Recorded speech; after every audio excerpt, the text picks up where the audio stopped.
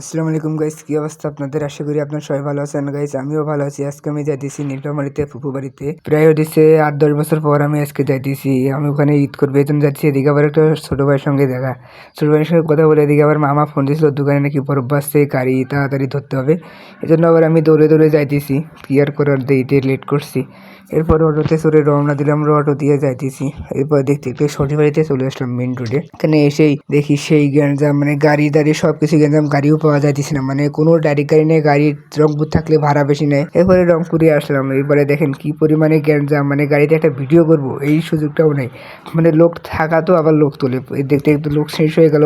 এরপর আমরা রংপুরে আসছি, দেখেন কি পরিমাণে গ্যাঞ্জাম, মানে প্রচুর যা বলার মতো না। এরপরে আমি আর বসে আছি, খালি হয়ে গেছে গাড়ি। এরপর গাড়ি আবার রওনা দিয়ে দেয় নাই এখনো, পরে রওনা দিল, রাত লেগে গেল। মানে প্রায় রংপুর আসতে 1 ঘন্টা জায়গায় 2 ঘন্টা লাগছে। কি আর বলবো, মানে প্রচুর পরিমাণে জাম। আর গাড়িওয়ালারা তখন সুযোগ পাইছে, গাড়ি দাঁড়ায় আর লোক তোলে। এরপর আর একটা গাড়িতে চললাম, এখানে আবার ওরা গাড়ি ভর্তি না পর্যন্ত লোক তুলছে না। দেখেন কি পরিমাণে লোক তুলছে, তাও গাড়ি ছাড়তেছে না। পরে যাত্রীরা অনেক কিছু বলাবার গালাগালি করার পরে ছাড়লো। এরপরে আমরা নীলফামারীতে এসে নামছি।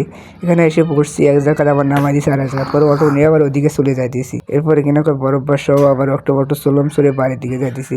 আর রাত হওয়ার কারণে আর আমি বাসায় গিয়ে কোনো ভিডিও করতে পারি নাই। আজকে ভিডিওটা এই পর্যন্ত ছিল। দেখা হবে অন্য কোনো একটা ভিডিওতে।